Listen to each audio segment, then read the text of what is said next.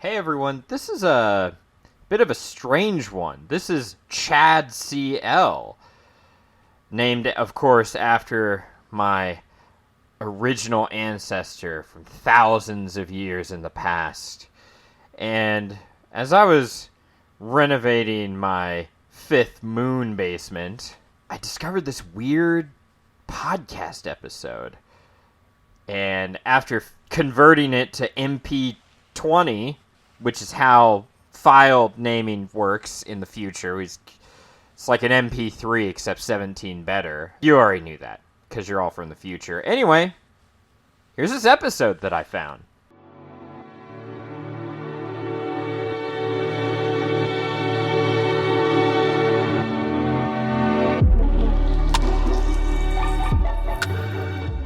Alright, Ben, it's that time of year again. It's words about Dune.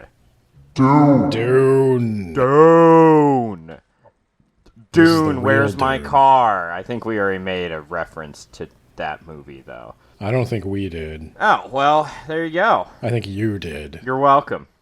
I'm glad to keep bringing it up for you. I've never even seen that movie. Ben, normally I start this with a recap of the last book, which I'm going to do. I'm just going to put it right here.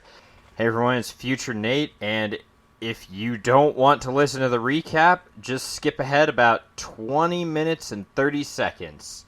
I mean, I spent a lot of time on this, I'm working on it, but, I guess you could just stomp on my dreams. Thanks.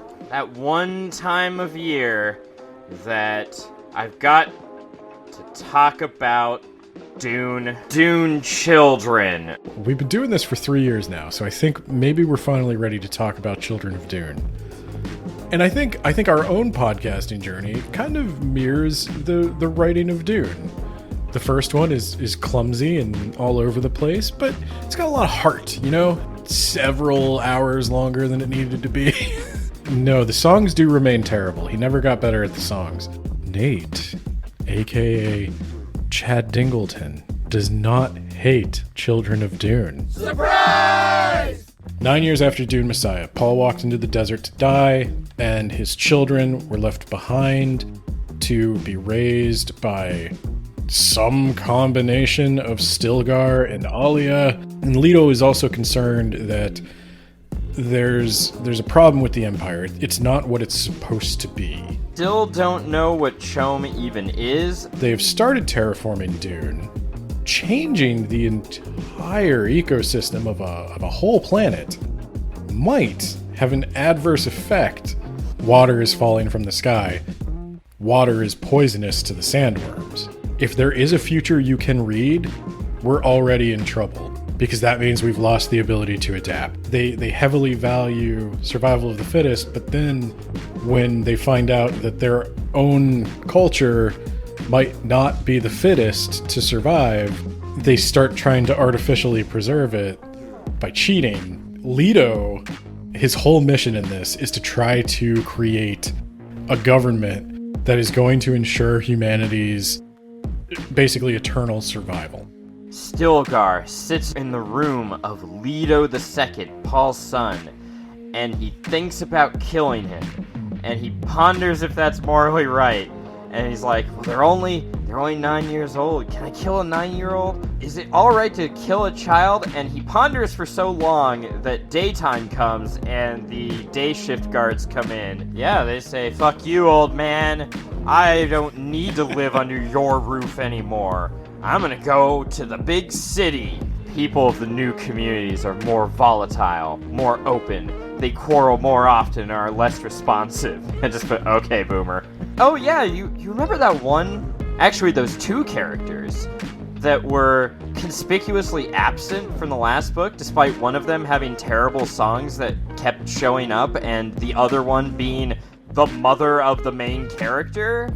Well, they're back. You mean Gurney Halleck and Jay? It started with a J. What if they think Alia is kind of a bad person, and maybe also a bad several 100,000 people? Alia's nervous because Alia's been practicing essentially black magic.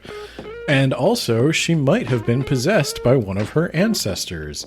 But which?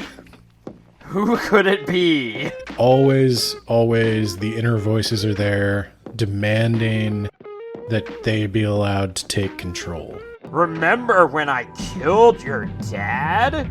I do. I can help you learn to jiggle. Bring me some boys. Alia's like, okay, I've become an abomination, but I've got to hide it.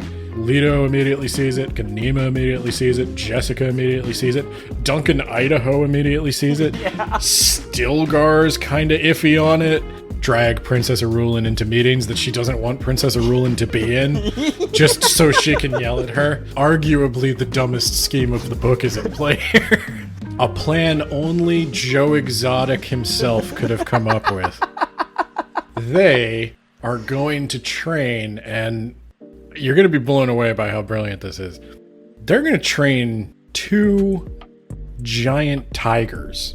They're going to put a chip in their brains so that they can be remote controlled, but also they need to be trained to attack Leto and Ganima. Children! And also, they'll only kill people in these cloaks. No one's going to suspect foul play when Leto is found mauled to death by a tiger. Throw him away. Who cares? It is also immediately deduced by Leto and Ganima. You know how we have a guy controlling the tigers, though? What if that guy had a baseball bat? And he just bashed him. Also, the tigers are of a species native to Seleucia Secundus. When Sissia is like, we can't let my son Farad'n know. And he also, would not approve of us sacrificing dozens of children. They have to kill the tiger trainer because he knows too much.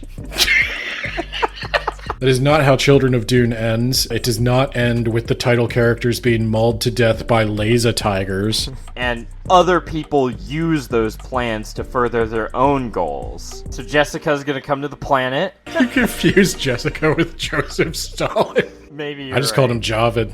I don't know. Yeah. I mean, who knows? That guy's basically, like, in the employ of everyone, I think. Like, everyone is using him as a spy or a lover. Ostensibly, Jessica was sent here to investigate whether or not A, Alia had fallen into abomination, and B, if the breeding program for the Kwisatz Haderach could be solved with Leto and Ganima. And Jessica takes 2 steps off the ship, says, "Hey, Stilgar, good job arresting those dissenters for me." And then she says, "Alia, oh my god, you're an abomination." If you just let me control your body sometimes, while you're f***ing dudes. There's this preacher who's got his eye sockets, like, burnt out, which... that's how Paul's eye sockets look there at the end. That's weird.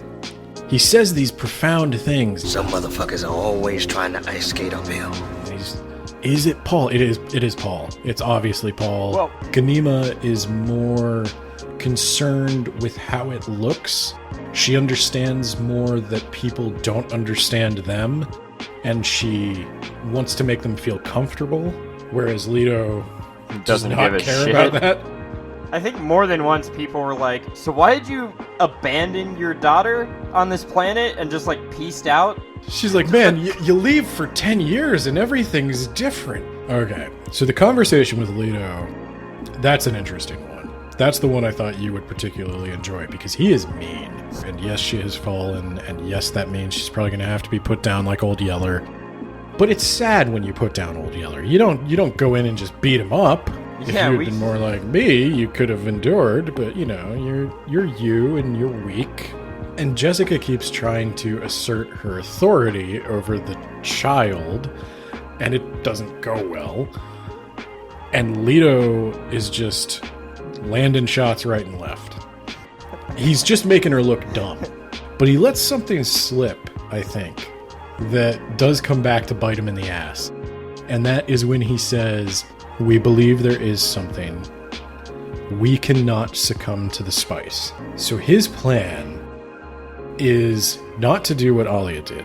Alia found a powerful personality in her past who could suppress the multitude that was intruding upon her. And all she had to do was sleep with some hot, nubile boys occasionally. Big facts. And eat a bucket of chicken every night. Yeah, so Leto and Ganima's plan then is to assimilate all of the personalities into something new. And Jessica's like, I am going to scheme to make this child do a bunch of drugs. And better to face it when you're 9 years old than, like, later on. He accuses her of helping the Sisterhood in their plan to salvage the breeding program by breeding the twins together. He's like, this motherfucker just told me, in the voice of my former lover, but importantly not husband, his grandfather, that I need to shut the hell up, and also I'm a bad mom, so I'm gonna feed him space crack until he can't feel things anymore. That'll teach him a lesson. And I think that does factor into Jessica's decision eventually to make Leto undergo the spice agony, because he's kind of a dick. There once was a man named Paul, who was king of the Fremen. Farad'n resembled his uncle, the late Shaddam IV. Whatever happened to Count Fenring? Leto is hiding something from Ganima. Hasn't told her yet. And they have a plan that involves not becoming abominations and also maybe wandering into the desert and fighting some lions? Or tigers? Tigers. They're tigers. One of them will fake their death. Leto, who he's been having prophetic dreams, Ben. I know. He understands that Paul made a mistake with the prescients by having one of them fake their own death and going in search of Jakarutu. They would Yes. steal water from other Fremen, and so all the Fremen were like, fuck you guys, and they destroyed the siege thoroughly. One of Frank Herbert's ecological messages in Dune is recycling. Yeah, so the smugglers just found an empty working siege. Sweet, free siege. If Paul were to have survived, there is That's only... where he'd be. Alright, I'll be dad and you be mom. Be careful. You're more prone to possession than I am for some reason. Children?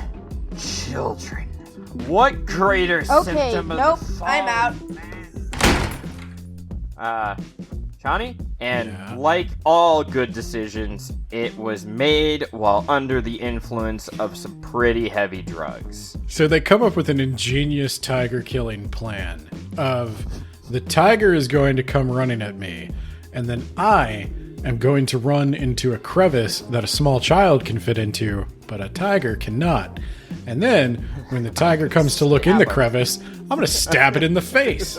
You know, as dumb as that plan is, it was the catalyst for a bunch of other people's plans. Ganima can convince herself that Leto is dead and believe it.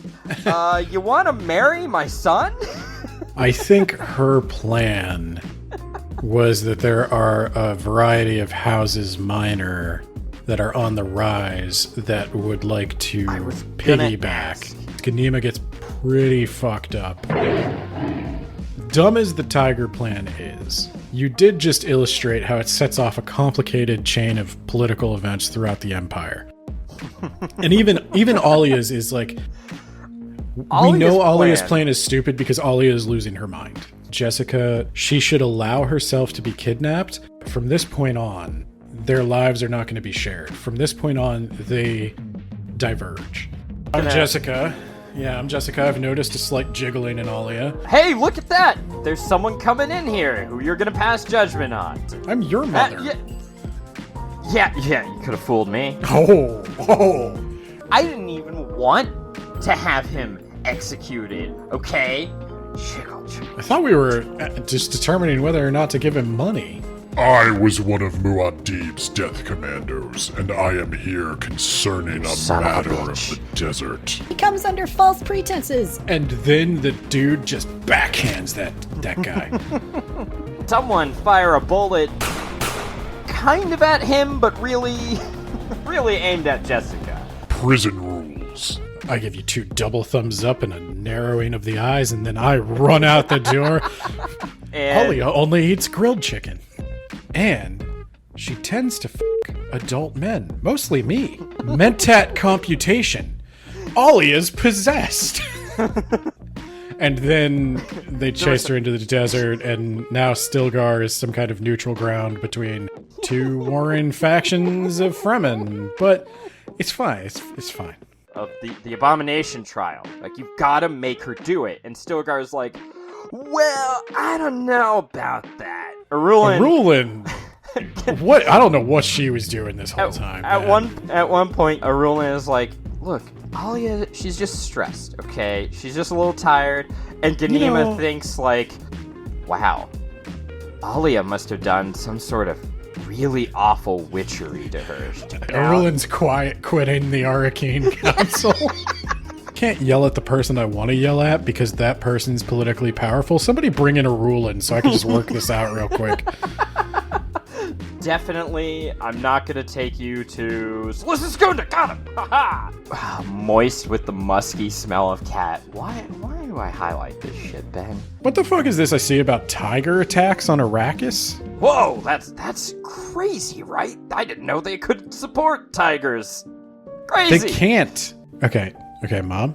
Yes. I'm gonna ask you this once. Yes, son. I'm gonna ask you this once. Did you send fucking tigers to Arrakis to kill those children?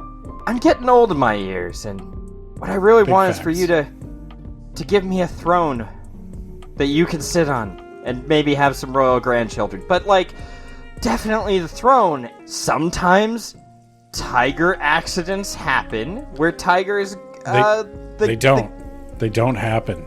2 tigers took out 1 kid. I bet 2 more can take out the other, right? We got this. You let dear old Mom help you out. Mom, I'm gonna need you to clean out your desk. You're fired. When Jessica comes to the planet, Jessica's like, I can train you, Faradid, in the Sex Ninja Bene Gesserit ways. And Amen. when God, this is just like... Yeah, look, Faradin, I'm sorry, Joe Biden's not gonna come in here and do your lack of imagination forgiveness, okay? They're talking about, like, maybe marrying Alia, and then Faradin's like, oh, sorry, Duncan. Sorry, I forgot you were here. Do people do that a lot? Because you don't have a lot of presence. And he's like, guess I'll die. Faradin's just sitting there like, why did he do that? Like, days later, he's like, but why did he do He's that? still thinking about And I'm like, why did he do that? She's using chicken sandwiches as bread, man. And then it's just like boy after boy after boy. And then Duncan slits his wrists. I get it now. Oh no, Ganima comes back and she's like, I'm going to fucking kill everyone. Revenge rampage! And Alia's like, look, you have to marry Faradin. And she's like, I'll kill him. So Leto gets away from the tigers, he hops on a worm, and he starts heading towards Jakarutu. he gets distracted and he gets caught in a trap. You could just have a big guy grab him instead of training tigers. Awakens to Namri? Gotcha, Leto. You're not so smart now, are you son of a bitch? Dodge my Gom Jabbar from your fucking net, you little bastard. Leto gets injected with just all of the spice. Gurney Halleck is great if you're, like, more than 40 miles from a Duncan, Idaho. The must-have item of the aristocracy right now is, like, everybody's got to get a Javid. How much spice should I give him? Just fucking throw it at him and whatever sticks. That's how much spice you give him. Hey, Jessica, yeah. Some bad news. Leto escaped, pretty easily. Yeah, fucking course he did. Fucking course he did. Dude. Your name is a thing they carry sick people in, you weird Balisette player. I hate you. Yeah, because now Leto goes to the other secret siege. There's the secret siege, and then there's the secret siege on the wrong side of the tracks. He rubs his blood in one of their mouths. Yeah, they're selling worms and sand trout off-planet to try to start the spice cycle on other planets. He goes to the other siege, and he runs into the same girl from the first siege who was sent here to be a day laborer. He's been talking about the Golden Path. I gotta do the Golden Path. And it's going to be very difficult for him. It's not just romance, it's not just sex. He is really not going to be able to connect to another human being or have another human being understand him in any way, shape, or form for the rest of his life. And he kept thinking like, oh god, my skin's not my own. So Leto has concluded that the way to institute the Golden Path is that he needs to live for thousands of years and become a literal god. He is going to become part sandworm. Leto finally meets the preacher. He was in fact Paul. Father? Come down, father, for you admitting you're a bitch. Stilgar, you know what Ollie has become. Uh-huh. Yeah. You say she's an abomination. He turns, sees Javid, stabs him in the face, and says, now no one can talk about this. And Duncan calls him a little bitch and throws some Fremen insults at him, and Stilgar's like, oh, I'm overcome with rage. Fuck you. why are you smiling as I stab you? Oh, shit, this was part of your plan. I decided to turn on Alia because she was gonna blame me, and now I'm in jail. Also, Rulin got put in jail. Wah wah. Rodden's coming here. Yeah, there's the preacher. They're gonna kidnap him. Why is he dead? The door gets just shot forward by some sort of half-man, half-worm creature. Ha-ha! You're a little young yet. And she's like, don't you ever make that mistake again. And my comment was, like, look, I get that you've got multiple lives and all, but like, you're still a 9-year-old, and I don't want to go to jail. So like, either doing the abomination trial, or here's a window I just bashed open. He doesn't stand a chance. Alia, no! we will jiggle when we hit the ground. And I run so mightily fast, this worm boy, with my worm boy legs.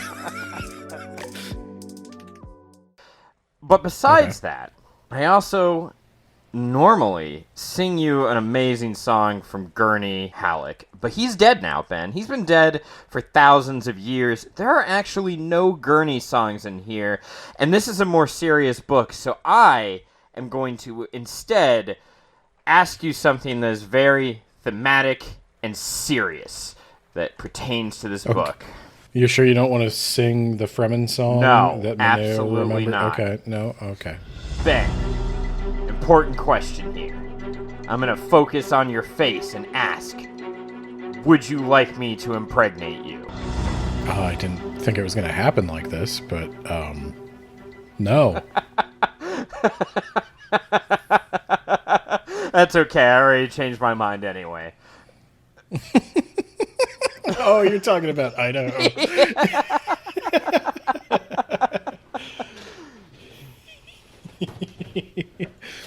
Is that your intro? That's my intro, Ben. There's a lot of weird talk about impregnating various people. Okay, so this is Words About Books. I'm Ben, he's Nate. We're talking about God Emperor of Dune by Frank Herbert. This is the 4th book in the Dune series, and I think so far we have talked for about 6 hours about each of them. So if you really want to go back, our first Dune was before we knew how to podcast, so enjoy that. It's 4 goddamn episodes long. The first episode is just trying to lay the groundwork for the series. I'm going to lay as much groundwork as Frank Herbert laid for this one. There's a giant worm man, and he's a God Emperor. And that's really essentially all you need to know. Remember all those characters for the previous 3 books? Well, guess what? They're all dead. Forget about them. They're dead. That was thousands of years ago. Dune isn't even a desert planet anymore. There's only a little tiny spot of desert. There aren't any giant worms anymore. Everyone's dead. Everything you know is different. Get with the times already, old man. How many times do we have to teach you this lesson, old man? I love the young people. So, Children of Dune ended with Leto embracing his golden path. He got really weird. He covered himself in sand trout. He became the mighty worm boy, hero of the desert. and he ran all around those dunes. He was a bit of a Superman. And he hinted that there were some dark things to come. He married his sister and declared himself the pharaonic godhead of the empire. But he did not mate with his sister, as that would have been gross and inappropriate, and also his genitals had been melted by the sand trout. This is where Dune gets weird.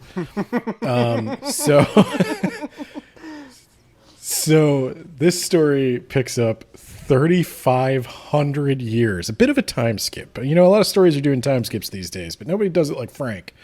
3,500 years in the future, the Empire is now firmly in Leto's grasp. He has used his control of the spice to basically enforce tranquility on the Empire, whether they want it or not. He is the only existing sandworm. There is no more spice cycle. All of the spice that exists is all there will ever be, or so we think. Leto is slowly morphing into a sandworm himself. The only thing I can do is try to encourage you to look up a picture of the God Emperor of Dune, Leto. Turn your Atreides Google the safe second. search on. But yeah, he is in this form that he's huge. All that remains of his humanity is his human face and his almost T-Rex-like human arms, which And he's do got him little very tiny little legs. good. For the first part of the book, he's got little tiny legs. Yeah.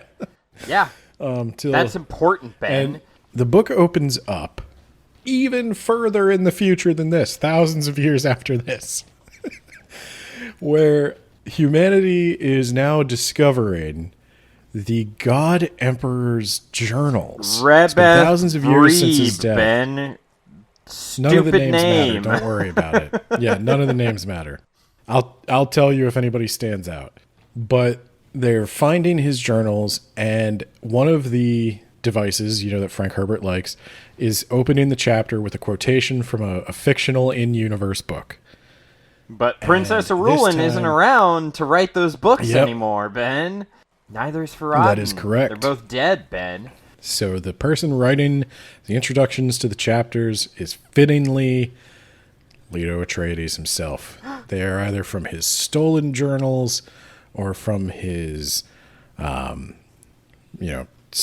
late discovery journals. So they discover the God Emperor, and they're trying to understand, or they discover the God Emperor's journals, and they're trying to understand this mysterious figure from their past that has basically shaped their society. That's how the book begins. Yeah. Smash cut to Ben, a bunch of people before you are do that, running through a jungle from giant wolves. Before you do that, Ben, I have to Nate, okay? Says Leto, who is the second of that calling. He is the third of that calling, Ben. I will never forget Leto the second, the first. The one who was killed in the first book, and everyone just apparently forgot about, and no one ever mentions again. Justice for Leto the second, the first, Ben. Hashtag. I don't think he survived to his christening. So he wasn't a real person, is what you're saying. Right. Okay. Look, I'm going to go ahead and say Fremen custom. You're not a person until you can, bring home a paycheck. In this case, water? Oh, no, the Fremen sell spice. I mean, guess. You've learned nothing of Dune in these Ben, books. let's be real here. I don't care about Fremen customs. Their culture has been eroded away and scattered to time, Ben. Their customs mean nothing to me. They pretend to do little fancy rituals now, but they're not even using real knives. They are using fake knives. We'll talk about the Spirit Halloween Fremen.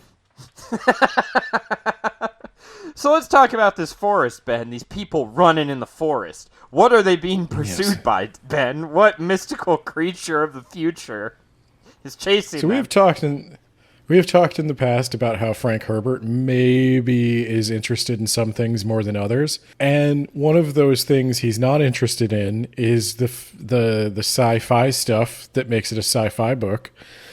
and they're being chased by D-wolves. The D stands for danger. They're dangerous wolves. It very well may. I mean, I think he thought about this for 5 seconds, and he was like, it's wolves, but like, what sounds future-y? And even the description of these wolves is a little silly, because like they're genetically engineered super predators that guard the Sarir, the God Emperor's hidden desert. I mean, it's not hidden, but like the final desert of Dune. The rest of Dune is a terraformed, lush jungle now, and only a small patch of desert remains. And somebody has broken into the God Emperor's citadel and spirited away some sort of artifact. And they're running. This was their plan, by the way. They break in. I do love how Duncan later criticizes this plan. And Duncan's like, she's like, well, what would you have done? And he names like 5 things off the top of his head, and she's like, well, fuck you. We didn't know that would work. He's like, so you knew the wolves were there? Yes. Did you bring anything to deal with the wolves? Of course not. Did you poison them? Well, we didn't know that they could be poisoned. Did you try? Shut up. She is not a good commander. No. Siona is not a good commander. We'll get to that. So they're running, and in what is like Frank Herbert style, he describes the wolves as being genetically engineered super predators that hunt especially well at night. And then he goes, because they're unlike normal wolves that are, I guess, heavily scent and sound based, these wolves primarily rely on sight. Yeah. Which sounds like not typically what you want in a nocturnal predator. Maybe they've got night that's vision, okay. Ben. You don't know. They probably do. That's what the D stands for. The D stands for daylight wolves. They're really good in the day. We needed the N wolves, the nighttime wolves, to come out. But, so it works out pretty well for him anyway, because the first guy gets taken down, the second guy gets taken down, but the third one is a lady. And she's running and running and running, and she makes it safely to, go ahead, tell me the name of the river. The Idaho River, Ben. Got too much excitement in your life? Then come on down to warm old sunny old grand old Idaho. The Idaho River. There's also the Kynes Sea. You remember that jerk-ass? I remember that jerk-ass. Sea's really different ever since Liet Kynes became a woman in the movie, Ben. It's really affected.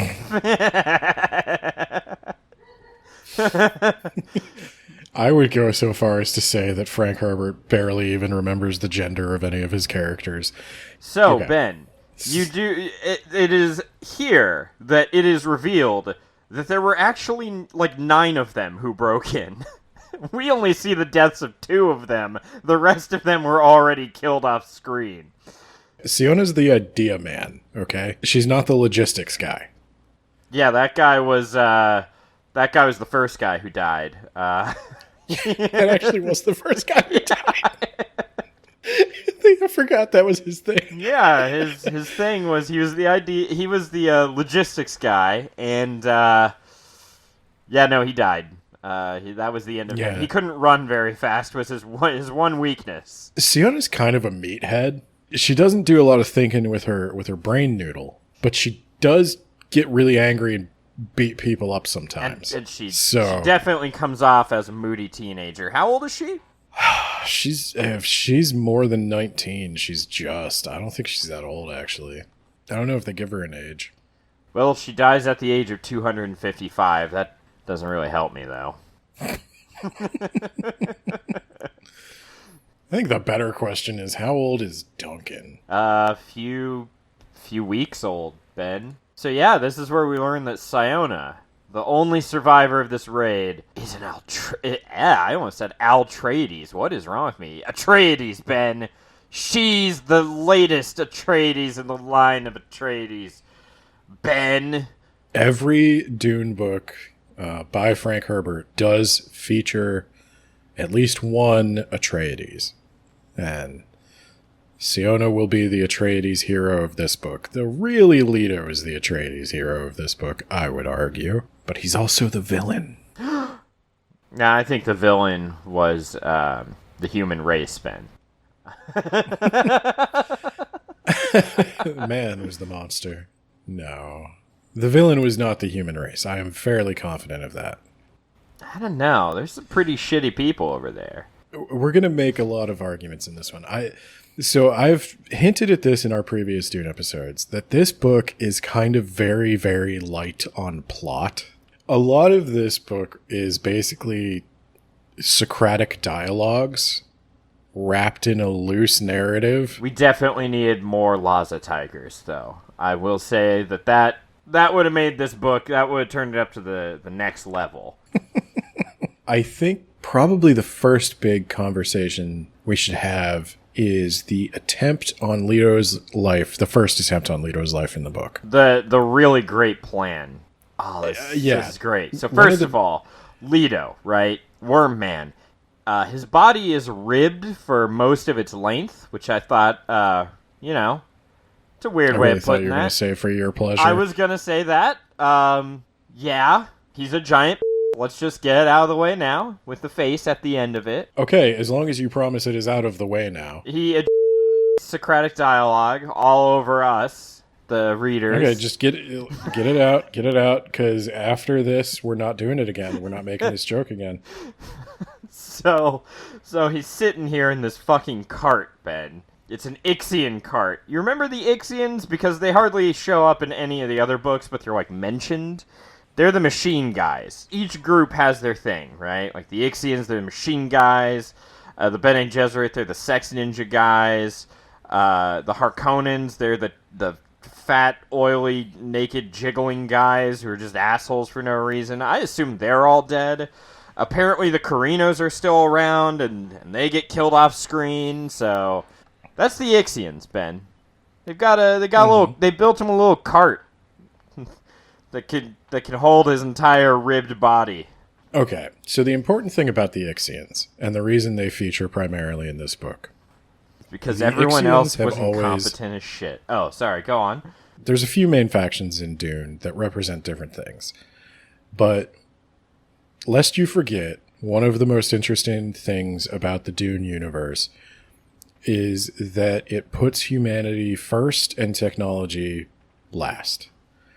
There was a time in humanity's distant past where we created thinking machines, and the thinking machines took over, and we had to go to war with them to defeat them. And they will never show up ever again, I'm sure. It was a huge bloody conflict, and it left its scar on humanity such that we have vowed to never again create any machine in the image of a human mind. That's interesting, because when you think about humans of today, when you're like, we'll never again offer appeasement to a tyrant, because look what happened in World War II, and now here we are, we're like, why don't we just, let him take Ukraine? I'm not even going to interrupt you on that, because that is a very Dune-like interjection.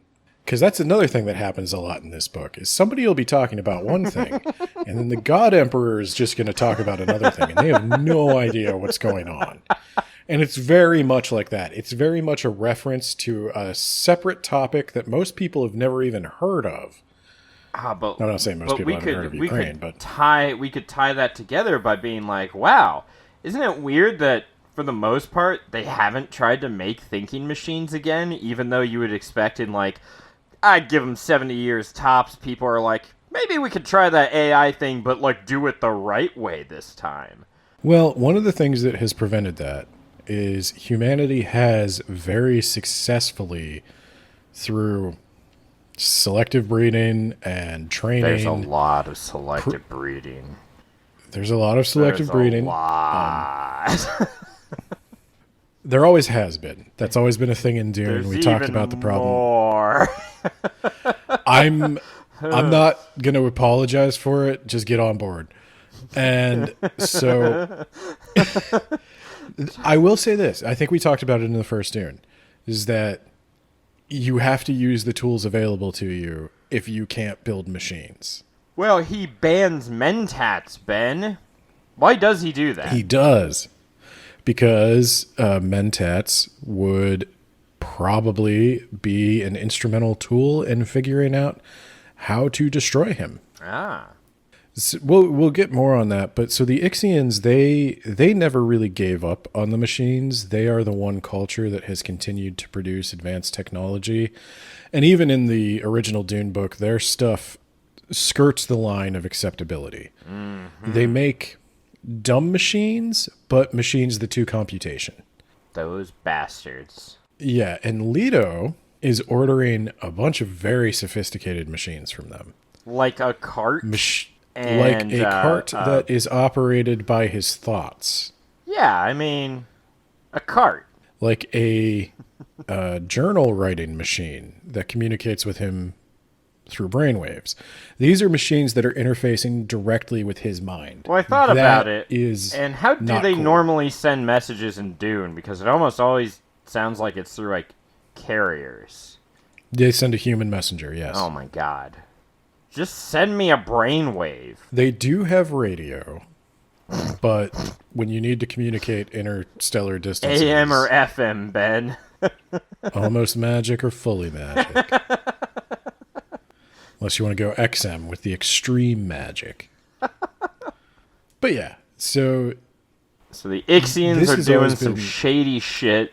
And the God Emperor is kind of sponsoring them. There are the Tleilaxu, who are going to feature more heavily in this book than they had in previous books. I mean, the main antagonist in Messiah was a Tleilaxu. I would even argue he was a smarter Tleilaxu than the ones that will be displayed in this book. Fair enough. Okay, so the Tleilaxu are back, and they are doing pretty much what they did in Dune Messiah. They've got face dancers, which are people that can change their face, and they've got Duncan Idahos. Yeah. They've continued all these 3,500 years. They have continued supplying the God Emperor with fresh Duncan Idahos to assist him whenever one dies, either of old age or mysterious crushing wounds. Yeah, how could that have happened? I don't know. There's a lot of like very large rib marks on his body, but I don't know who could have done that. He was run over by several tractor tires. I'm surprised they don't ever make another Javid. I guess that he's no longer the hot property. Like, he served his purpose. We're done with him. You are the only person who made it to God Emperor of Dune remembering who Javid was. He was like the quintuple agent, Ben. I remember Javid. I only remember Javid because we do these podcasts. Yeah, that's fair. But the Tleilaxu, if you do not remember, they are geneticists, which is almost as bad as being a computer scientist in this universe. Really, the best course of action for you is like Sex Ninja, but even they are not very well liked now. Yeah. Or in general, now that I think about it, they were never really liked. Because of the need to evolve, selective breeding has been used as a tool. The Tleilaxu shortcut that with genetics. That's frowned upon because it brings machines into the realm of creating human beings. It takes away... Pretty hot, right? Something very sacred from human beings. Yeah. And we'll find out that the way they use some suction cups. Their fellow human beings is not great. Get a tank full of goo and some suction cups, and you got a human ready to go. But the Bene Gesserit are a different all-female organization. They have found a way to use the spice to unlock memories of all their female ancestors. Good luck doing that without spice, assholes. They also have a breeding program, but the God Emperor has put a stop to that and basically taken it over.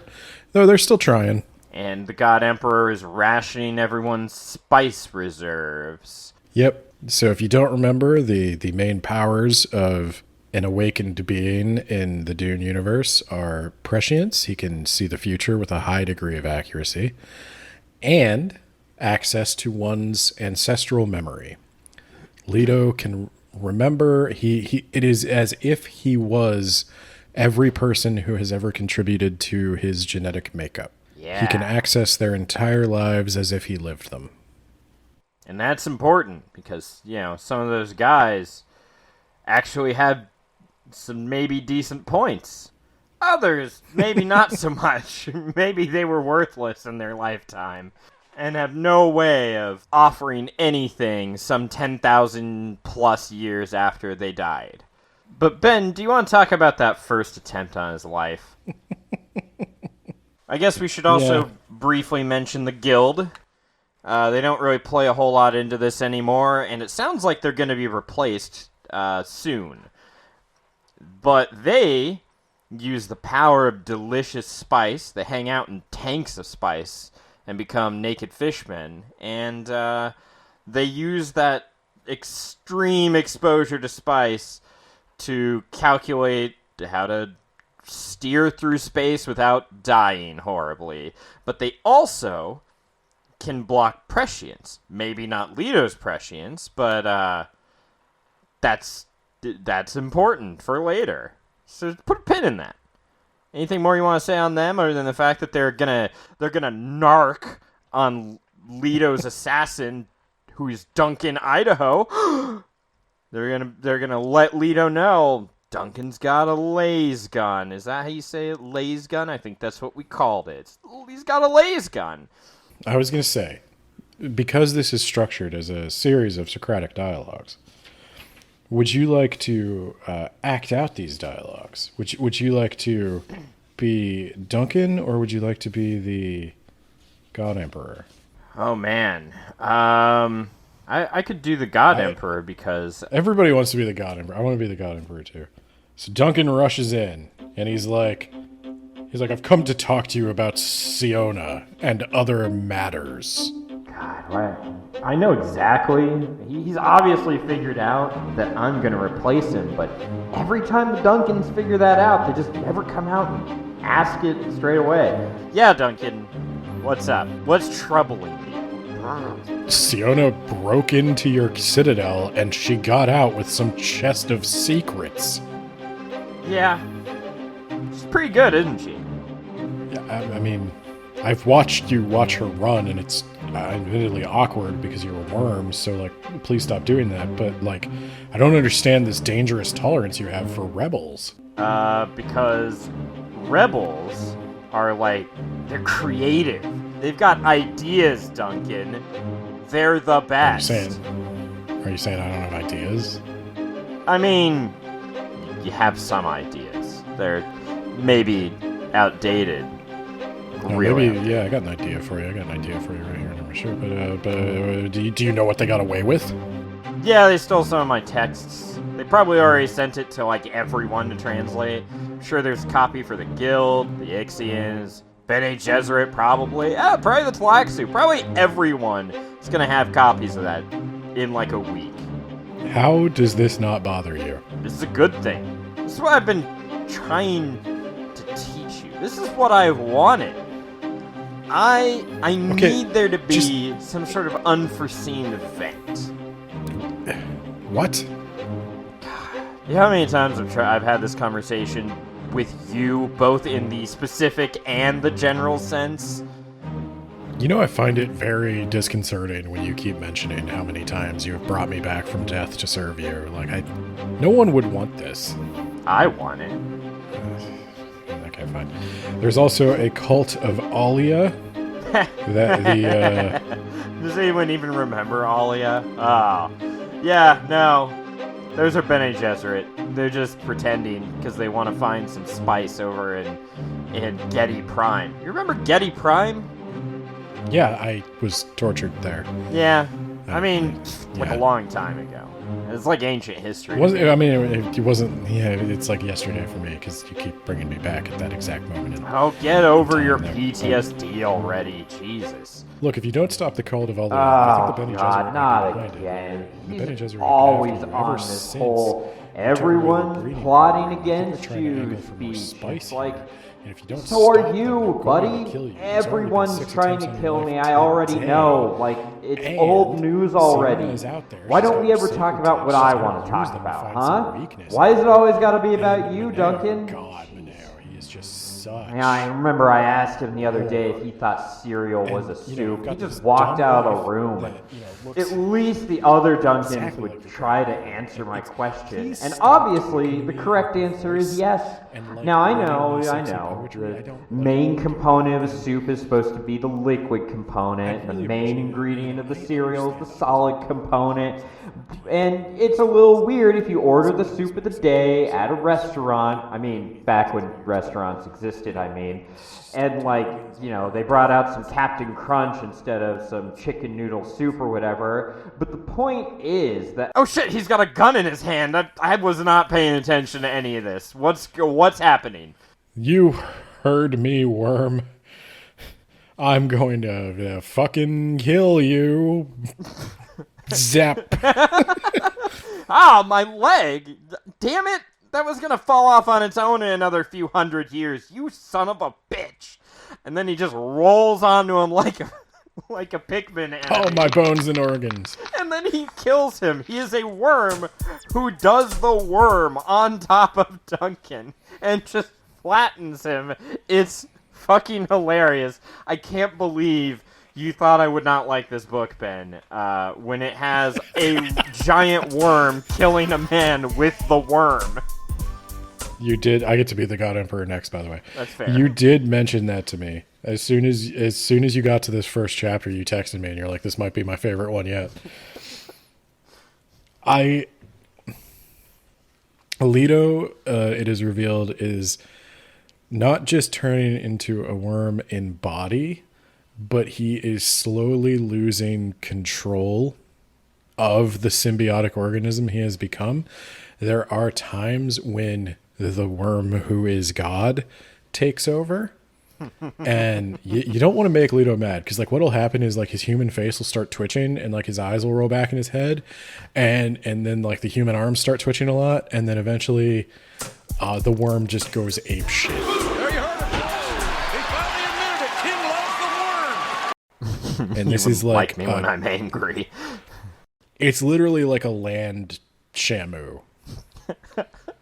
And you just his personal it's assistant, funny. also an Atreides, named Moneo, is like, yeah, there's Leto, and then there's the worm, and like there's the worm there. He has all these signs when he takes over, and his daughter, which is Siona, is like, well, what do you do then? And he's like, I walk We run away.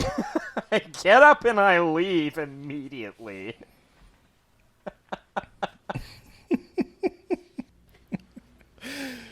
Okay, so do you want to just move on to the next Socratic dialogue? Or do you want to move on to the next event? I'm flipping through the book as we're covering it, just to see like what beats I want to cover, and it is many chapters before any plot happens again. Well, so Siona's rebellion is not dead, Ben. She's got Nayla. What do you call her? Nayla, do you want to do Nayla's next dialogue? Yeah, you can do that, but I also want to mention, because otherwise we'll forget about him because he's completely unimportant, but Topri, Ben, he's an agent. Well, that comes up in the next dialogue. Yeah, he's an agent of Moneo that's inside the rebellion, and pretty much everyone pegs him as a double agent, like, immediately. So why don't you, Nayla, come to talk to me, the God Emperor? Alright, so first, I'm gonna have to climb a lot of stairs. Like, God, there's so many stairs here.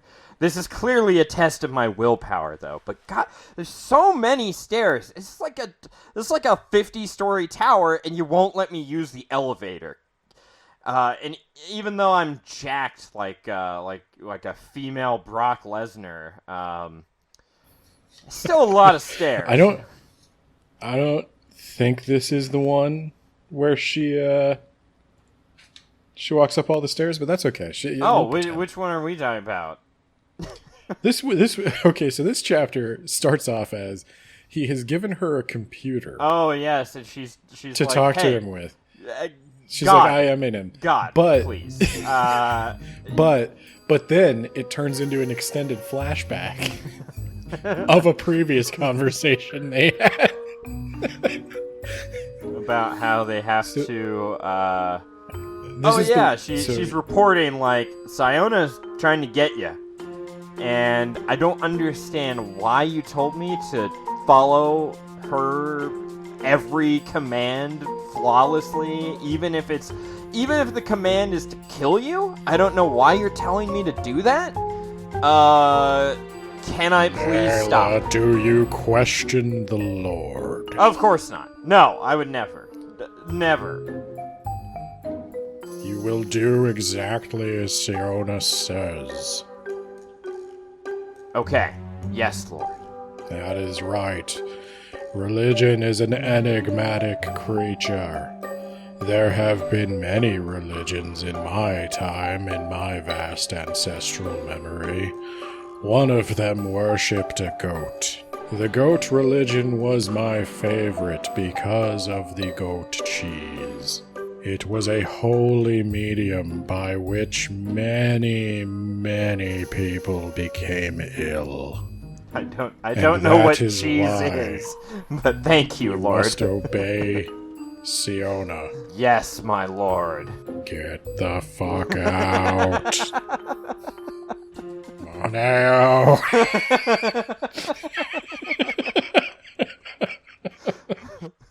It goes right into it. So Moneo walks in. He goes right into a Moneo thing. Oh God. Moneo walks in and he's looking around at Liam. God, you've been shot. Didn't we all know that you were immune to laser guns? I don't even know why he tried that, but he caught you right in the leg. I lied about being immune.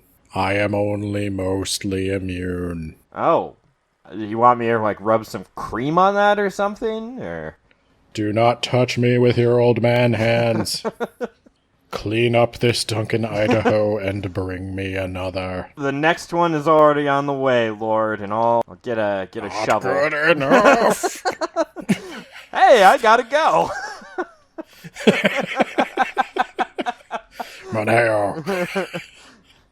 Yes. If you were on a trolley track, and there were people tied to it, but there were more people tied to another part of the track, and you had a lever that could save one or the many, which would you choose? Do I know any of them personally, Lord? Incorrect.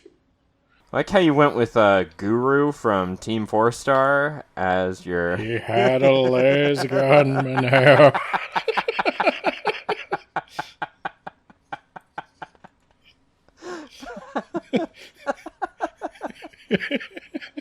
Did you not think of him as Guru? Oh God. God, he always waxes philosophical when a Duncan dies. I have seen people and planets in such number that they lose meaning, even in imagination. Oh, the landscapes I have passed. The eroded sculpture Hey, hold on, was canyons this Duncan and gonna cliffs f my daughter? and galaxies has imprinted upon me that certain knowledge that I am a mote. Do not worry, you do not anger me, Moneo. Sometimes you irritate me.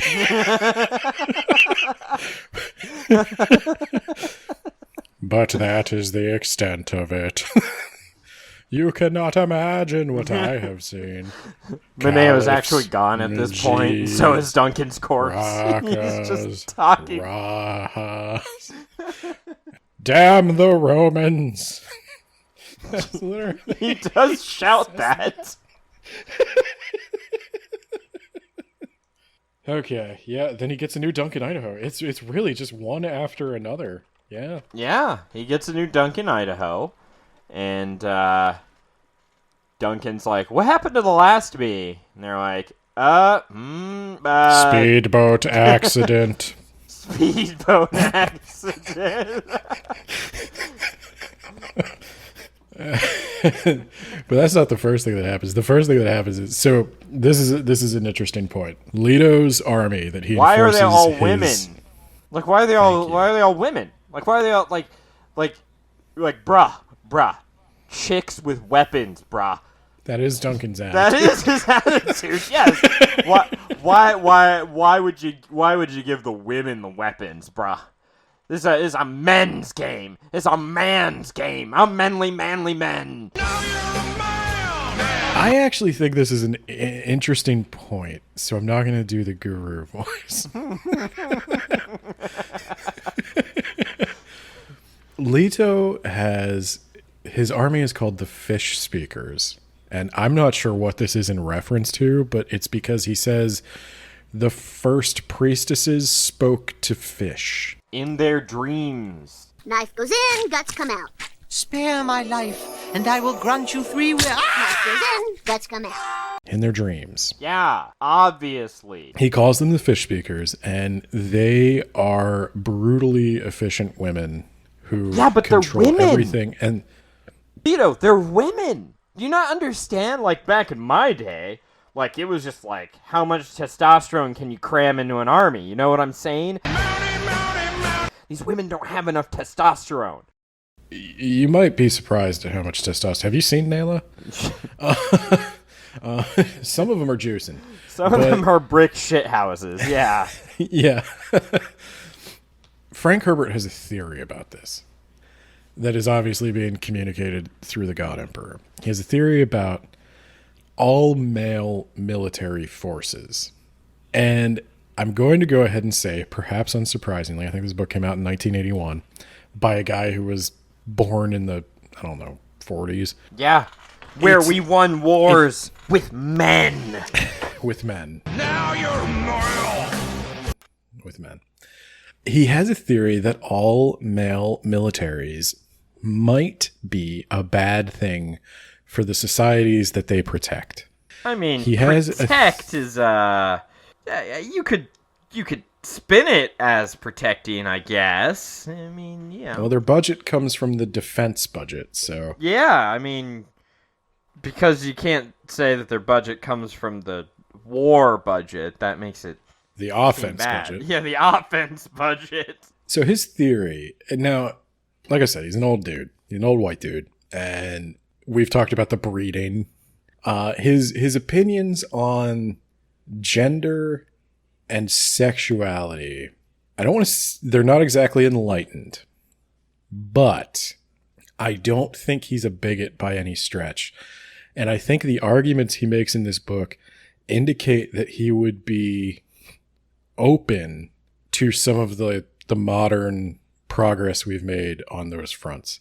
He argues that he doesn't say it like this. He says that an all-female military is superior to an all-male military for a couple of reasons.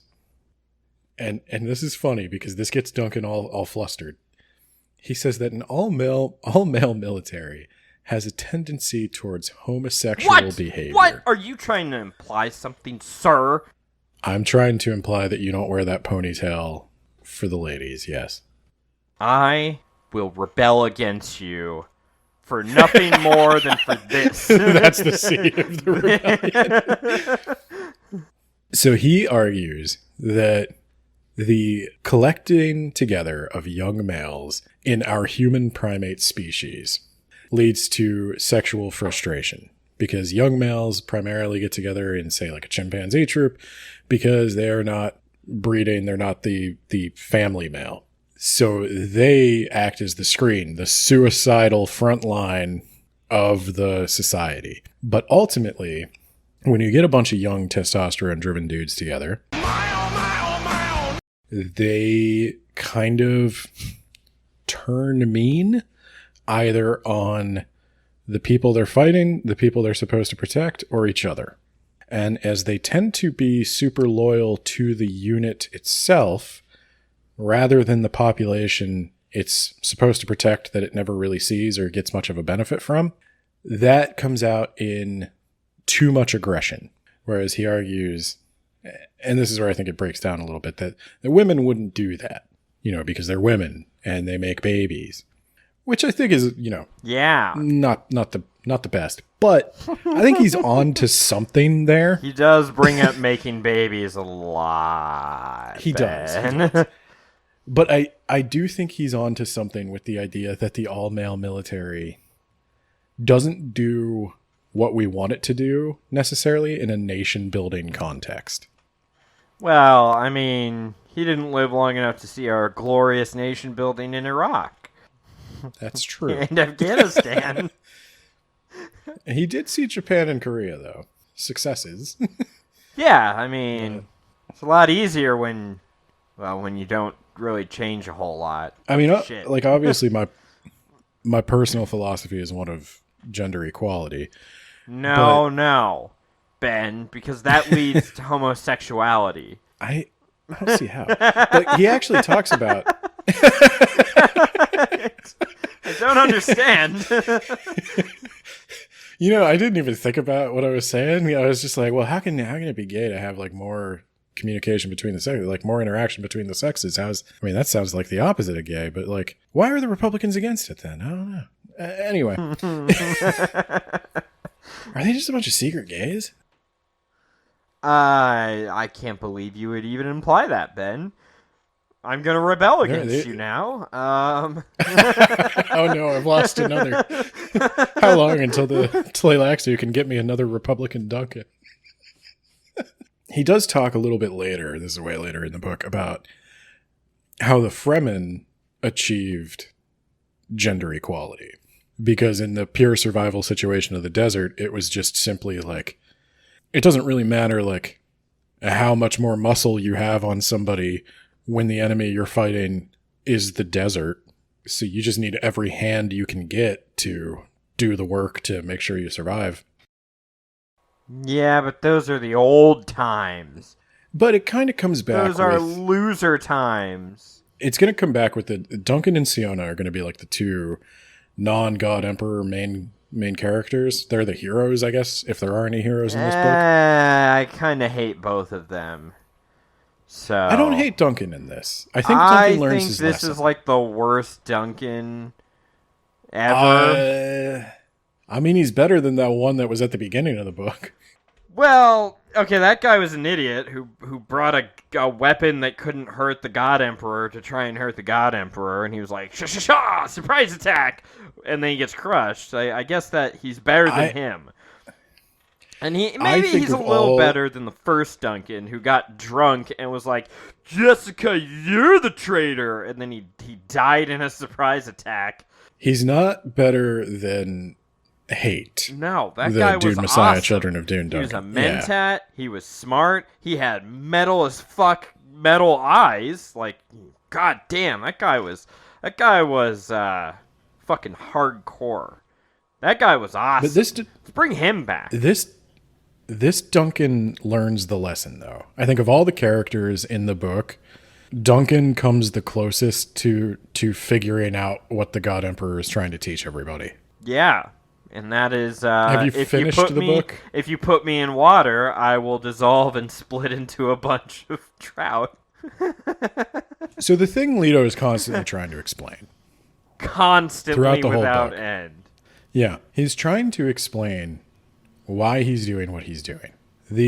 What he is doing across the galaxy, you will come to find out through many of these dialogues, is every planet, no matter where you go, they are all the same environment. They're all the same buildings. They're all the same kind of villages. Everybody is doing like basically subsistence farming. There's no technological development. There's no social progress. Nothing. Time is frozen in his empire. What they get in exchange, there is no war. There's no famine. There are no problems. Yay, but there's also no Nintendo 64, so I can't plug in a sick game and play my life away the way I want to. I'd sit around with my family. There's no Discovery. Oh, there's no. no travel. Oh, no. There's no... Oh, I thought you meant Discovery Channel and Travel Channel. You mean just in general, those concepts. There's no Ghost Adventures. There's no Ancient Aliens. Well, Ben, there's no... let's be fair here. If there was travel, where would I travel? I'd go to another fucking village that's exactly like mine. Well, that's kind of the point. He also created a monoculture. There's no differences between people. There's no exchange of ideas. Sounds like a perfect civilization. We did it, boys. Happy birthday! Yeah. Well, and that's his point. This is what people keep saying they want, right? This is what everybody thinks of when they think of peace. You got all the peace you can fucking smoke. That is incorrect, Ben. I definitely think that there's still a PlayStation in my world of peace. Well, this was 1981. I don't think Frank Herbert had thought of that. There was Atari back then. That also would be a machine that acted in the image of a human mind, which would have been illegal in the Dune world no matter what. Well, they need to make one exception. Well, I would never give you a PlayStation because what would the game be about? I'll give you a PlayStation if every game is just a boring farming simulator. You get to watch crops grow in real time. City village builder simulator where you just build your own city but in a virtual reality, again in real time. So, in many ways, I think God Emperor of Dune is where we get into... I'm going to spell out for you the exact thesis of Dune. And the thesis of Dune is that society keeps going in this stupid cycle of aristocracy, rebellion, democracy, aristocracy, rebellion. And we just keep going on and on and on and on. No matter how advanced we get, no matter how far into space we travel. Yeah, don't forget the Dew-mocracy, where you get to pick which flavor of Mountain Dew we're going to get next. All you gotta do is go to the store and try all 3 flavors. That's right. That's right. That is an important part of our history. I can't believe he never quoted one of the prophets of the Baja Blast sect. Ooh, yeah, that's the best one. And I'm willing to fight and die to prove it. So, damn the Romans. Stagnating. Damn the Romans. For a second, I thought you said, and the Romans, and I was like, okay, what? Yeah, if there wasn't a Roman Empire, we wouldn't have ever had democracy. Not untrue, but also not relevant, which is perfect for the God Emperor of Dune. I love what you're doing. Humanity has stagnated, and if we do not change, Leto has foreseen a future where we will be dead. And he actually says to Siona at one point in this book that if it were not for his golden path, humanity would already be extinct. Yeah. And she's like, fuck you, Dad. You don't tell me what to do. Fucking dick. He's like, I will definitely not tell you to put that life-saving mask on. You can count on that. What Leto is trying to do here is he is trying to... He has taken the whole why don't you smoke a whole carton of cigarettes approach to peace. I caught you coveting peace one time, and I was like, you know what? You're going to get that for the next 3,500 years. Then we'll see if you like peace after this, asshole. He wants humanity to, A, be so bottled up that they explode. He wants both in terms of exploration and sexual desire. You're not wrong, actually. I know I'm not wrong, Ben. I'm not joking here. That's also very God Emperor of Dune. Good for you. Your interruptions. And Nate, I'm beginning to wonder if you haven't been the God Emperor of this whole podcast. Oh my God, I just might be. Yeah. That means this podcast is going to be around for 3,500 seasons. Could you just inject like a fraction more wisdom into your asides? I can yell "damn the Romans" at the end. You need me to. Well, that's better than nothing. The fucking... it's the Romans' fault that we have the pharaonic forms of government, right? I mean, you could say, like, pharaonic, pharaoh, Egypt, but, like, Rome's the problem here, because they conquered Egypt, and then they just, like, exported that shit everywhere else. And, like, God, fuck them, am I right? Like... You are right. This is a literal rant. I hope in the book someday humankind, they break out so far and wide that you can't track all of them. Our species will live on forever. And I hope someone finds Earth and just, like, takes a dump directly on the Italian peninsula. Like, fuck those guys. Am I right? Do one for old Lido. The Italian peninsula is, like, long gone at this point. If Earth is even still there. Yeah, well, find a rough approximation of where it was. Throw a boot on the ground, take a shit on it. It's symbolic, trust me. It's the new Fremen way. We don't know where it originated from, but we're supposed to take a shit in a boot when we come of age. Das Boot. Yeah, that's basically what he wants. He wants them to rebel against this. He wants them to hate this. He wants them to kill him. When they can kill him, there will be an explosion of humanity, the likes of which we have never had. And also an implosion, what with the famines that will be coming our way. Yeah. So it's going to be pretty terrible. But he also wants this... Yeah, it's going to be pretty terrible. That's the point. Because he wants this to be a shared experience. He wants every human being to go through this so that they will never, ever forget it. This is going to become the founding memory of all humanity. This has been his point since Dune 1. Don't let your people fall under the leadership of a hero. He did it with Paul.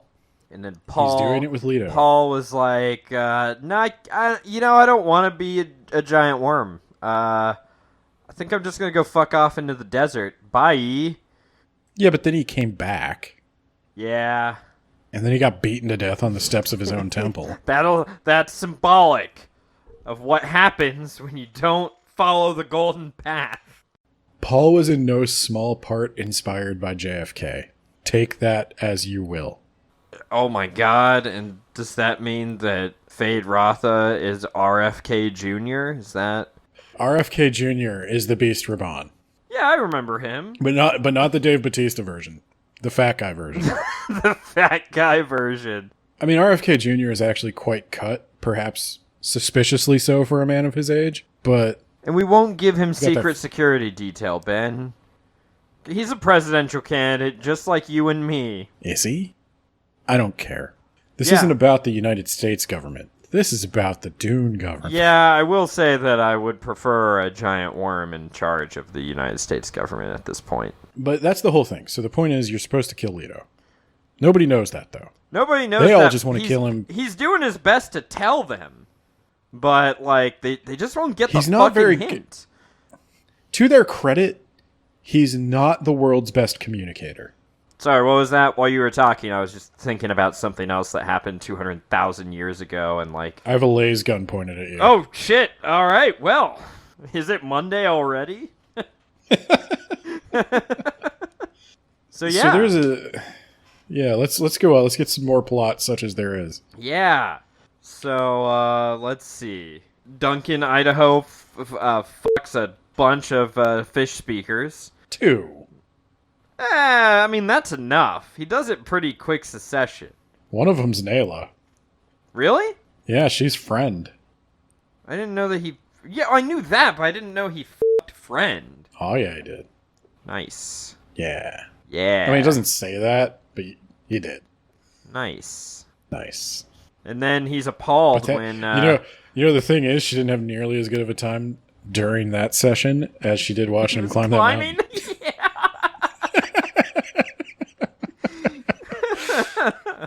That was the most erotic mountain climb I have ever heard. Yeah, we're you know the thing is, though, Ben.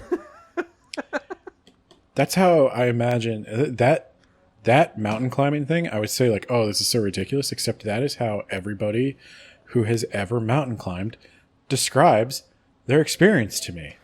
Oh, that's weird that you have people who describe that. I thought you were going to say that was how Brian Herbert was conceived. His mom watched her husband climb a mountain. Catch.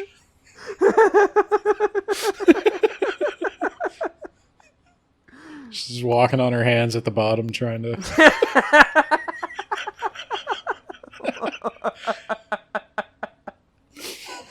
Oh. Yeah, and Duncan's appalled when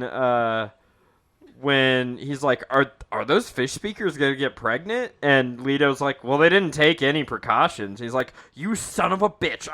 I am not going to just be your breeding machine. And it's like, I think you'll be surprised how much you are. Yeah, it's also like, bro, you should have wrapped it before you tapped it if you wanted to be sure. That's on you. That is a funny thing about Duncan. That's not what men do. Men don't wrap it, Ben. That's ladies' work. And by the way, ladies are now the military. Isn't that fucked up? Now you're a moron! Duncan, it's a matter of principle never to hurt your ego, but each one of them could tear your arms and legs off. Pretty much everyone in this book could kick your ass, Duncan. Like everyone. So that's the thing that's going to come out too, is that one of the things that the God Emperor has been breeding humanity for is physical prowess. Every single person is bred for like speed, intellect, physical strength, and like reflexes. So like the whole human species has kind of leveled up in terms of just its physicality. And Duncan, being a product of 3,500 years ago, 4 times, does not have any of that enhanced stuff, such that the Duncan in the next book will actually have to get an upgrade. Ooh. This, I thought, was an interesting device because Duncan is such a fucking chauvinistic prick. Yeah. Throughout most of the book, the realization that literally every woman, every elderly man, all of these people he's been looking down on the entire book are just humoring him. They're just pretending to, like, the fish speakers will constantly keep Duncan out of fights. He's like, they never let me fight. And it's like, Duncan. Yeah, they keep saying it's because you're so precious, Duncan. It's like, precious, not... Precious and like, he has a sword. Isn't that precious? He thinks he can fight like a real little people. flower that might crumble if it were touched. Yeah, that Duncan would be utterly destroyed.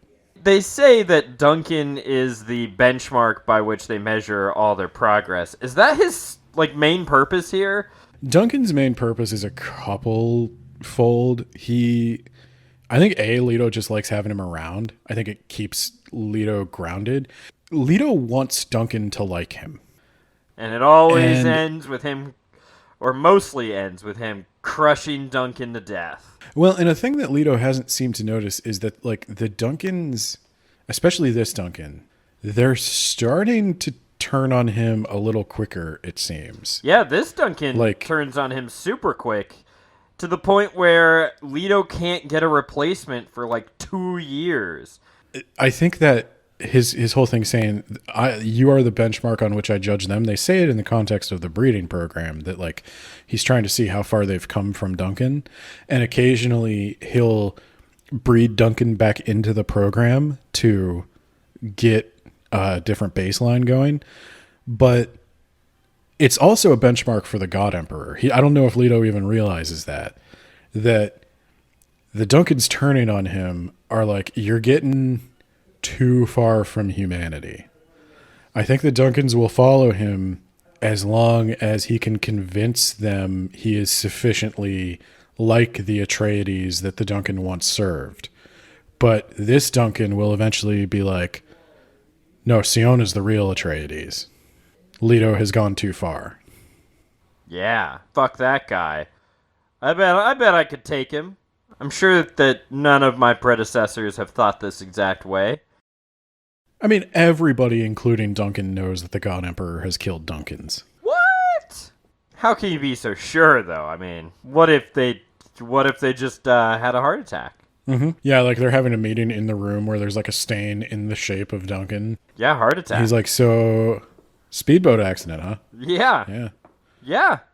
I told him that it was too dangerous. I told him that it was a desert out there. And he didn't listen to me. So I'll be the God Emperor real quick, and you can be Nyla after she's climbing all those steps. She's climbing, and she continues to climb. Okay, so I'm Nyla. I'm climbing up to see you, and I'm like checking my makeup, fluffing my hair a little. It's like, you asked to see me, your lord. Yeah. You know I hate being called Lord, right? I hate this religion. I hate I'm so all sorry. religions. I will never. Oh, that's disconcerting. I also hate people who worship in religion. Oh, well, then I hate it too, my lord. Yeah, I also hate you in particular with all this. I'm gonna be all wishy-washy and this is all a test bullshit. It's not a test. I actually hate this religion and you and all your sisters. This sucks. This sucks and you suck. We're all giant pieces of shit, my lord. Yeah. You Brock Lesnar looking motherfucker. You disgust me. I look in the mirror every day and vomit, sir. And I hate myself. I hate you too. You make me sick, you fat sack of crap. But I'm the president. The best there is. But you just said you hated me. But not you, the president, the you who said you hated you who hate Yankees, clouds. I'll have that fixed for you tomorrow, sir. Alright, let's get down to business. Thank you, my lord. Keep doing what you're doing. If they ask you to kill me, you gotta come at me. You're so good at this. Yeah. I mean, but I couldn't kill you, right? Like that would be like some kind of Yeah, sure. Yeah, of course not. Definitely. Just do it. So like if they ask me to kill you, like you're definitely gonna come back though, right? Like you're gonna do a holy miracle? Yes, sure, whatever. You disgust me. This is dumb. It's not actually going to happen. I'm not going to perform a miracle. I'm just going to be dead, and you're going to be the one that killed me. And we're probably going to look down at you as like some sort of Judas. We're going to spit on your name for the next several thousand years, but... What's a Judas? Oh, God. Well, let me talk to you about an old religion called Christianity, which has nothing to do with the Orange Catholic Bible, which you probably also don't know about. God, all right, so I hope you got like a solid like 2, maybe 3 days to just like sit and listen, because I'm gonna go into the history of like 7 or 8 different religions and also cover a few thousand years. All right, let me get out my PowerPoint projector. Let's do this. I would listen to you until the sun burns out, my lord. Ah, God. You know what? Fuck off. Yes, lord. Go buy some whale fur. That's a thing that exists. You fuck. Did you know Chom still exists, Ben? He won't let it go. You know, Frank Herbert is sitting there writing this draft. And his wife is like his first beta reader always, and I'm sure she's sitting there like, I don't think we need to include that bit about Chom. And he's like, the people are gonna wonder what happened. They're gonna want to know about Chom. I get letters about Chom, like 2 letters. One of them liked it. Yeah, Chom's still around, but it's not doing much. Yeah, basically, I mean, spice is the foundation of this whole economy. They need it to travel and trade. So without the spice, nothing else really matters. A couple of houses are managing to hang on. Leto also used his prescience to round up all of the nuclear weapons. That's probably a good idea. Yep. So he grabbed all of those and he threw them away. So now nobody can even really attack him if they wanted to. Yeah, plus I'm a worm. He's half worm, half sand trout. I didn't quite get that the first time. Yeah, because the worm dissolves and the sand trout It's like, we gotta contain all this water. Quick, split as hard as you possibly can. I guess one other thing to mention that comes out early on in the book. Good luck editing this. It's gonna be great. I don't feel as bad about A Court of Thorns and Roses anymore. Just a couple interesting things. Maybe we'll talk about it a little more next time. Leto doesn't use prescience as much as Paul did. The first Dune trilogy, I would say, is all about seeing the future. And then Leto's like, I am the future. This is all about the ancestral memories.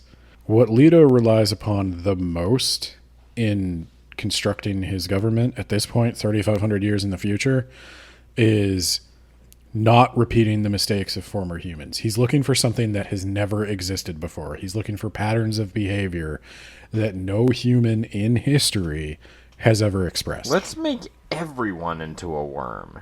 That's an option he has considered, but not everyone can be a worm. You got to have the Atreides chutzpah to dominate the sand trout.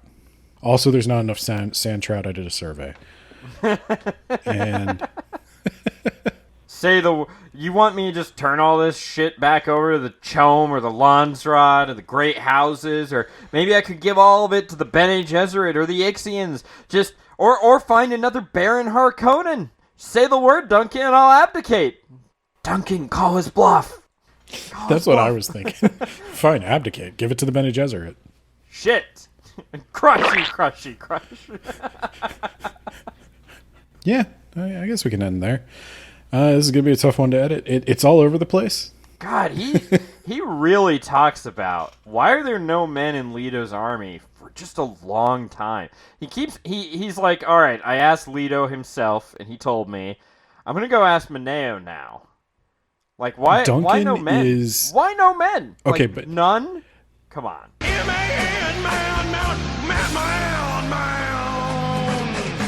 Duncan's character arc is the beating down of the alpha male. I mean, I'm serious. I don't hate it. That's why I didn't hate this Duncan. He is a dick, for sure. But he has to he has to come to terms with the fact that he is not this hot shit warrior anymore. And that's all Duncan ever was in the previous books.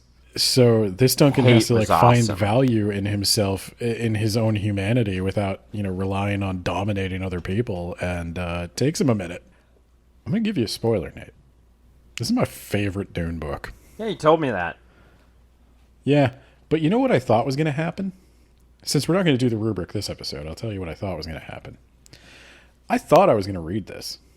And because I'm doing it on Words About Books this time, I thought I was going to judge it really harsh. Like you did with the first Dune, when it was like, hey, there's a traitor in here. Hey, there's a traitor in here. Hey, there's still a traitor in here. Four times the charm. Do you realize there's a traitor, Ben? Have you figured it out yet? I thought I was going to find a bunch of problems with this, and I was going to be like, oh, it's so dumb. I read this again, and I was like, I actually think this is brilliant. Oh, my God. This has gone up in my estimation. But I guess we'll talk more about that later. The grain reminded Leto of sand, and how rough sand was, but here it's so smooth. So they have to go to On? The festival city of On. With two N's. Can you imagine the poor fuck that listened to the audiobook? This, gotta go this on. Is one that this is one that you must read. So the Bene Gesserit, they're here. They're in like a squalid hut. There's delegations from everywhere, but they're in like the shittiest rundown slum possible. Put them where they belong. And later, Leto makes up a reason I put you there to protect you, but I think he's just kind of being a dick and doesn't like them. He likes them. I'm gonna tell you right now. He likes the Bene Gesserit. He's extra hard on the Bene Gesserit because he's a bad parent. Because of all his children, he knows the Bene Gesserit can take it. He knows that they are so fucking close to what they need to be. They are so close to being what humanity needs. And they just can't get over that last hurdle. And so he's being hard on them. He's pushing them to get over it. Well, they found out. One of them is a Mentat, by the way. I don't think that really matters all that much. But they found out the Ixian embassy has been invaded by face dancers. And they're gonna strike at the God Emperor himself on his way to On.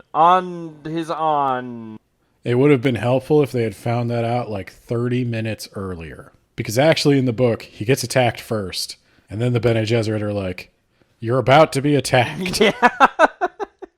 Leto, I don't know if you know this, but 3,500 years ago, there was a traitor in your we left parents' a message. house. There was a message that was left in a room that only a Bene Gesserit would be able to find, okay? There's a shadowy figure that will later be almost immediately killed without ceremony at the end of the book, who's directing these attacks, Ben. And I'll be him, okay? I'm going to direct you. You're face dancer guy, right? I've got a brilliant plan that you can get in on, okay? Come into my magic little chamber where Leto's vision can't even penetrate. Oh, wow. I see you got some, like, is that a Spice and Wolf body pillow? That was my friend's. He left it over here. Don't think about it. Anyway, got a plan for you. We're going to take down the God Emperor. I've come up with this brilliant plan. You ready for this? I'm ready for this. All right, so he's going to go to On, like he does every 10 years for the festival. Mm-hmm. On his way I thought it was there... pronounced own. I've been calling it Own this whole time. We're gonna own the God Emperor. You get it? I see what you did there. That's that legendary key wit I've heard so much about. Yeah, don't say my name. I'm a surprise for later. Oh, sorry. Sorry. It's okay. Just don't do it again. Bleep that. Now. Just bleep that. Now, here's our plan, all right? So, he's going to go there. He's going to go to On. He's going to go in his little cart, surrounded by all of his fish speakers and Duncan, Idaho. And now the weakest of them all. Yeah, and he's their commander. It's kind of funny, actually. It is a hilarious joke. He keeps playing on that poor man. So what you're gonna do is first you're gonna have Mineo allow you, pretending to be Fremen, to like petition him. Right? But that's just Did you know face dancers can't breed? Did you know I'm sterile? Yeah, I don't care. And no one else is going to care about you soon. It makes people like uncomfortable to talk to me, and that hurts a little. Because like I'm more than just, we both know that that's not true. You are only what you are able to conceive. So you're basically not a person. But you know what? I like the cut of your jib that you keep changing. Thank you. So here's what you're gonna do. The jib I can cut it finer. What you're gonna do is you're gonna stand up on the road with your petition. You're gonna drop your robes to reveal multicolored Fremen robes. Like where this is going. And then Fremen robes, shit. And then underneath those robes, you're gonna be wearing a lot of robes, by the way. It's gonna be very hot. You're gonna drop those robes, and they're gonna be black robes that match Duncan's robes. And then you and like 100 or 200, just hundreds and hundreds of guys are going to all transform into Duncan, Idaho. And like no one's going to know what to do. And you're going to have laser guns that we know can't affect the God Emperor, but you're just going to start blasting. Just start firing in every direction. Maybe you'll hit him. Maybe you'll hit some other people. They're not going to want to shoot at you or stab you, because what if you're the real Duncan? There's no way like this is a brilliant plan. Go get your comrades. We got this. Wouldn't the real Duncan be the one that doesn't have the laser gun? You might think that, and you might also think that the real Duncan would be, like, right next to, like there are two sides here in this conflict, and one side has one Duncan, and the other side has, like, 300 Duncans. Don't think about that. So the first thing is we got to get to that Duncan. Yeah. And we got to like mix them up. So we should probably pretend to be fish speakers. You could do that, but then you couldn't do the whole robe thing. You couldn't drop one set of robes for Duncan robes. It wouldn't work. We could still do that. I mean, we could still do that. It's just one more set of robes. Yeah, but then you'd have to have another set of Duncan robes underneath the fish speaker What if we all robes. turn into God Emperors? Then they won't know. Ooh, are you able to do that? I didn't know you were able to do that. I have literally never tried. Okay, so you guys should see if you could do that. But if you can't do that, we're going with my Duncan plan. Okay. All right, now that that guy's gone, I'm going to turn to my other face dancers and be like, now after all those guys get butchered because that was a bad plan, you're just going to start bombing shit. Just blow I'm up actually the the same Ixian face embassy. dancer. Oh. I just changed faces. Oh, in that case, you're now promoted to the bombing group. Congratulations. This is why I always change faces. Yep. Yeah. This is Yeah, why you dance with them faces. Yeah. Don't tell those other guys that this is a dumb plan. It's really dumb. I was thinking about maybe releasing some mechanical tigers. Is that... What about mechanical ligers? Ooh. Mechanical end tigers for nighttime. We could use them during the day. Oh my god, this is brilliant. He would never see this coming. We are gonna take this empire down. One tiger at a time. No, I thought that was a dumb plan. That immediately failed. And then at the end But of... you know what? They never could have conceived that the real Duncan, Idaho, would just get naked? would drop trow and hang dong. And just They roll around should've. declaring, I'm the They real should one, I'm have. the real one. They should have been like, Duncan's kind of like a weird macho douche. Of course he's gonna like whip it out. I think all they got to do is be like, the real Duncan, Idaho, stop attacking the God Emperor. Yeah. And then either they all freeze and the attack stops, or we just shoot the ones that are attacking. Yeah, I like how Lito was like, that was a dumb plan. These guys are idiots. They're being even dumber than normal. And Mineo is like, but what if they have another plan and this is a distraction? And the God Emperor is And like, then yes! And then it's just bombs. 5 hours later, a Bene Gesserit messenger shows up just totally out of breath. Guys, there's going to be a face dancer attack. I did stop for McDonald's on the way. It's my bad. I didn't eat breakfast.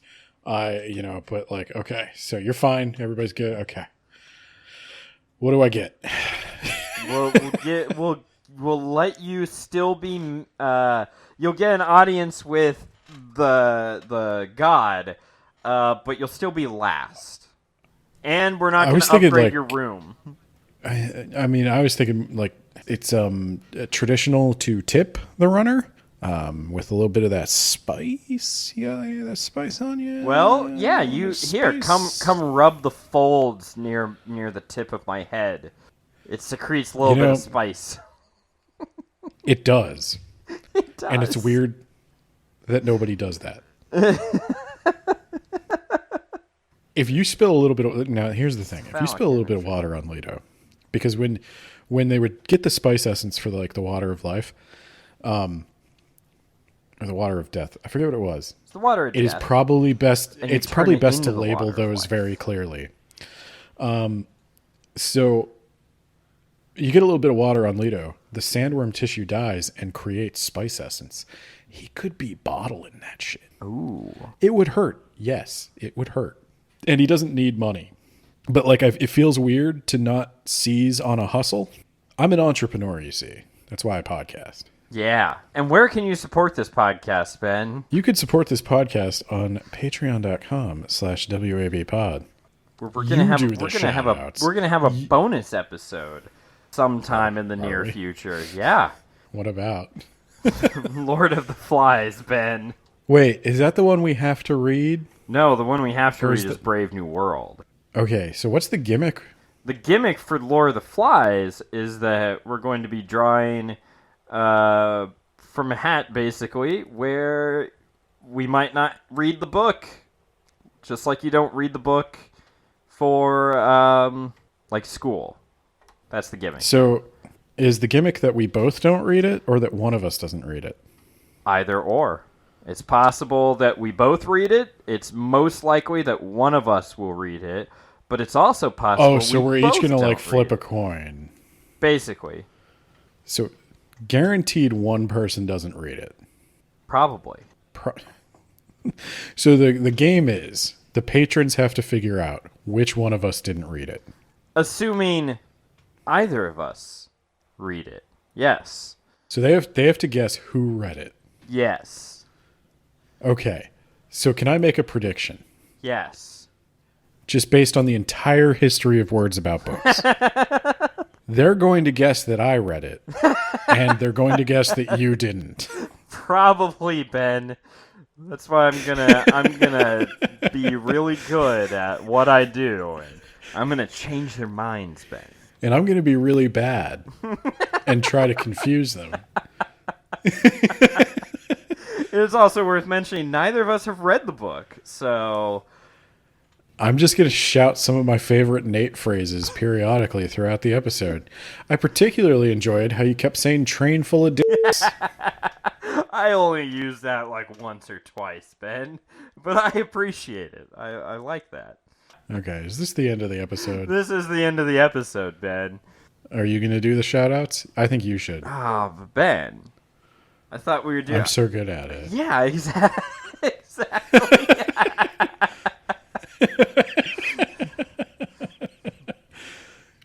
I'll do one and then you do one. Oh my God, we're playing the parent game. We're playing the parent game. I'll pretend to be Jamie, the gravy man. You could go to his/mine, because I have him in my ancestral memory, the blog, If You Want the Gravy. It's where very hairy man reviews all the things: cereal, soda, movies, theatrical releases, plays that were done in the street, automobiles, air quality, macaroni. You can stop me at any time, Ben. Who's the next one? The next one is... We love you guys. Thank you for supporting us. or Shy with a Y over on TikTok. Check out their stuff. Yeah, I'll go with the other Jamie Walker. Doesn't have anything to shout out except for her. So, Jamie Walker, go check out her projects that, you know. Jamie Walker creates herself anew every day. There you go. Then we have That Time I Got Reincarnated. I'm going for the challenging one here. That Time I Got Reincarnated in the Same World as an Anime Podcast, hosted by the enigmatic Isekai Sensei Sama. John Bierce. Gotta put some oomph in that B, Ben. That's gonna sound great in editing. Yep. John Bierce, really just love unrestrained author, plosives. Unlike us. Unlike everybody else on this podcast. He has written The Rack, which got my #1 book of 2 years ago. Eventually, there will be a trophy with his name on it that he will get a picture of. Good for him. He's also written... what? I'm just imagining if you ever, like, committed a crime and the police search your house, they're going to wonder why you have all these trophies with other people's names on them. Like, you're a serial killer who literally takes trophies. Well, I have multiple people's name on that trophy, so, you know. Oh, you're just going to engrave. Yeah, okay. Stanley Cup, okay? It's the Stanley Cup. The Stanley Cup of book podcasts, Ben. Okay. But yeah, John Bierce, Mage Errant. We read one of those books as well, go check out that episode, and then go check out that book, and then go check out his Patreon, where he has a bunch of Mage Errant and also, I hear, The Rack mini episode short story things. What the hell are you talking about? Shut up, Ben. This is what happens when I do the shout-outs. He's also working on another series, which sounds awesome.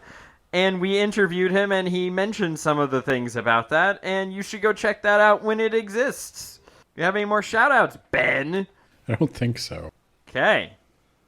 In that case, Ben, you have to provide the soundbite at the end of the episode.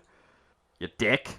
Insect cries mark the end. Autumn and my song are the color of the last leaves in the roots of pompous grass.